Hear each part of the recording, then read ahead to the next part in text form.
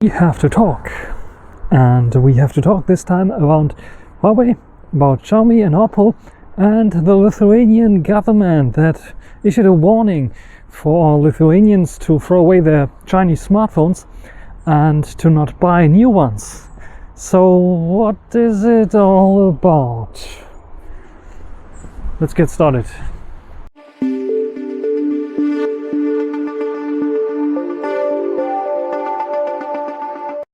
So, the warning from the Lithuanian government is about Huawei, it's about Xiaomi and about Oppo. Before I talk a bit about Huawei, let's strike out Oppo first of all, because they just discovered nothing on Oppo devices, but they also were analyzing a Xiaomi Mi 10T device. I think maybe the Mi 10T Pro device, doesn't really matter. What they found there is what they call it's an infrastructure for censorship, because they found a JSON list that basically has lots and lots of terms and topics in there, and one of them or few of them are in Chinese, and they state like Free Tibet, Taiwan as independent country or something like this, so some slogans like that. And I would say, that sounds a bit creepy. So they have a filter list. Are they blocking those? Nope, it wasn't even activated. It's just a list that's lying there. And yeah, the Lithuanian government was thinking, might be something that is activated in China. And at one point remotely, Xiaomi can just activate this censorship also on the devices right now and censor the hell out of it in your chat messages or anything else.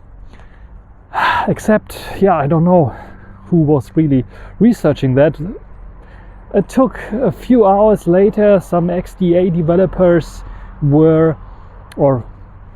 some people from the XDA developers forum were analyzing this list and figured out, what they did not say is that there are lots and lots of URLs inside as well, and also some statements or some websites or some links with ads or advertisement in the name.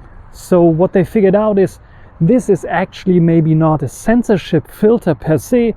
This is just a normal blacklist that you use for blocking ads. And some of them has also Free Tibet and such stuff that is like forbidden in China anyway to say, or probably will be heavily sanctioned. So what Xiaomi has, and this is what you can criticize, is they have an ad system in their applications that shows random ads, and of course they don't want to have like ads that show some provocative things or some things like over 18 things like porn and so on as advertisement. And not only on their own apps where they have maybe more control of which advertisements are shown, but also on third-party apps that use an ad infrastructure.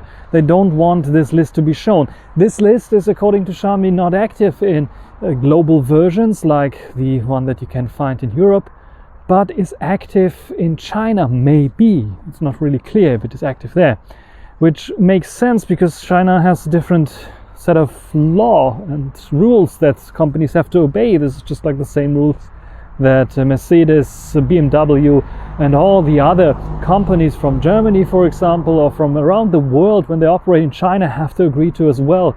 So throwing away a Xiaomi phone that has such a list but is not actively turning this on or using this in the global variant is a bit of weird, isn't it? And the thing is, the Lithuanian government has some kind of fight a little bit with China over the what was it? I think they were like agreeing to have the Taiwan country recognized as country, or they have like now an embassy under the name of Taiwan instead of Chinese Taipei or something like this. Of course, China is very sensitive to this topic, though there was a little bit of fight going on between those two nations, but still it's a bit of weird to strike back in this kind of manner, especially when you take a look at did I mention Oppo? They didn't find anything. But especially if you look at, in terms of Xiaomi, there was like some history in the past where they're using some weird service where they send stuff to, and I think they still have the Mi browser by default being a little bit of spyware, I would say, because it is like sending so many things around the globe for analyzing that I'm not very comfortable using it. But usually when you buy Xiaomi devices, this browser doesn't come by default as default browser. Usually you have like some Chrome browser, so you are spied on by the Americans, which is like a democracy, so it's more fun to be spied on from them. Otherwise, yeah, the Mi browser is installed on some devices. You cannot remove them, which is a bit of a dumb thing Xiaomi to do, because some Xiaomi is like promoting themselves. We have less and less applications and you can remove more and more applications, and then you buy like a Redmi Note 10 Pro like I did, and there's a damn Xiaomi browser, Mi browser, that you cannot remove and not even deactivate. And for some reason, if I swipe down or something, or swipe up or something like this, it comes up as a default search that I really, really hate.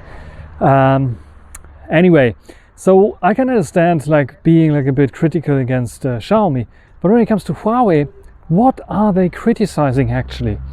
And for this, I think I will go directly to my Huawei phone that I'm using here for recording. You might have noticed that already, to show you some of the things they are criticizing about Huawei phones. So let's take a look. The thing that Lithuania is complaining about is the Huawei app gallery. I didn't find anything spying on Huawei devices. I think they were researching a P40 or P40 Pro device. The app gallery they were criticizing because you can get third-party apps there. So first of all, this is a brand new app gallery start, as you can see here, because Huawei didn't fix the HarmonyOS bug installing split APKs or XAPK files yet. But anyway, I'm going into a wrong direction right now. What I want to show you is like when you're searching for let me search something like VLC, for example. Let's search for this VLC. You can find VLC here, and you have like the search results and many other, like MX Player, of course, cannot be far away from VLC. And then can't find any app, add to wish list, or you have more apps here. What about I want to search an app that is called S-Invest, for example. Let's search for this. Yeah. What you can see here is like, did you mean blah blah blah, but it doesn't find the S-Invest one, because it's like my bank's investment application that is not yet online. But there's research results from Pedal Search here, results from Pedal Search, which is like the other search engine that Huawei uses for searching third-party app stores to show you some third-party applications, just like, for example, the Finanzchecker here. And it's from APK Monk. Okay, there's a big button here saying disclaimer. If you click on this, if you tap on this, it gives you a disclaimer. The apps listed below, including link, content and pages, are internet search results automatically generated based on keywords you entered. App Gallery only displays these search results and is not responsible for their content. Basically, this disclaimer says, oh, be careful installing those apps. You can also see there's like a get button instead of an install button, which all the other ones have here. And if you click on more, it gives you even more search results from Pedal Search. And here, when you get on more, there's also the disclaimer here written very, very big. So if you go on here, it says also, you're about to leave App Gallery. Please be careful when accessing third-party content on the internet. So this is what the Lithuanian government is criticizing about Huawei. There's like literally two warnings, a big warning when you try to get a third-party application, an application from a third party. And if you click on continue, it gets you to a different website where you can download this application here. And even if you install this application or try to install it, there's a virus check going on. So what the Lithuanian government is like complaining about is that the app gallery has these third-party options here as well, and that those third-party options can potentially be like a virus or malware or anything else inside there. So how dumb is that? Just complaining because they wanted to find something to complain about, because it was not like dramatic enough to have like only a new Xiaomi filter list that they encountered. So they had to come up with something else, and then at least the media could print, Huawei and Xiaomi are evil, throw them away. And this would not be all if it's just Lithuania and China. You know, those political conflicts happen sometimes and they're doing stupid things all the time. But this is not this time. It's like how other European governments are reacting to these kinds of things. Germany, for example. You know, Germany as a very, very light post in the dark when it comes to IT things.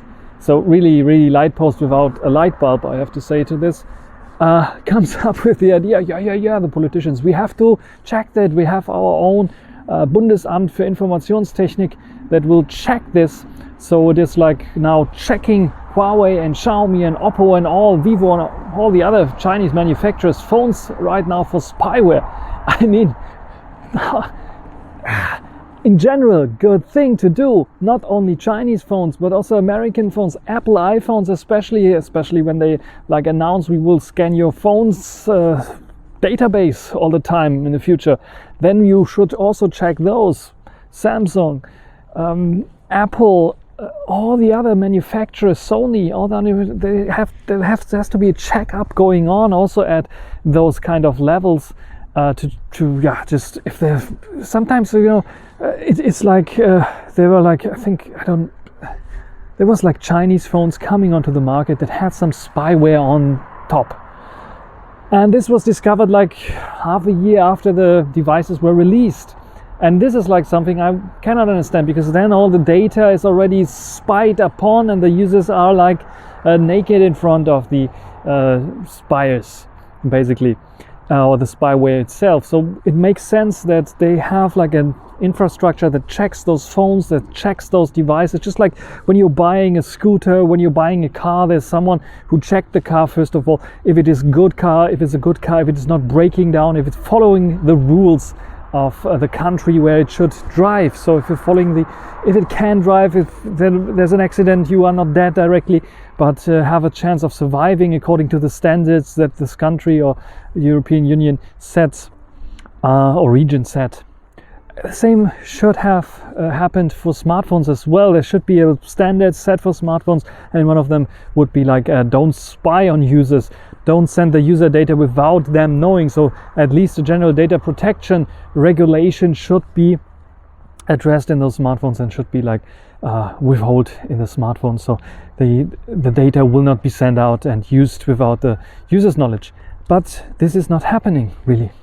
There's some tests going on sometimes, but most of the time it's like those general phones that everybody knows about, Apple phones, iPhones and Samsung phones, but the other phones are most likely not tested at all, or tested like half a year or a year after they have been released. No one is interested in this anymore anyway, only if like you find very heavy spyware or spy software, adware or anything else like this on those devices. But yeah, this is really something where I would say get a standard. But what Lithuania was doing is like simply political motivated, like bragging around, and everyone else is talking about this right now. It becomes a big thing, and no, everyone that has a Xiaomi smartphone, there's a Huawei smartphone, you don't have to throw your smartphone away just to get like a freedom approved Samsung Galaxy or Apple iPhone that you're probably not comfortable enough to use it.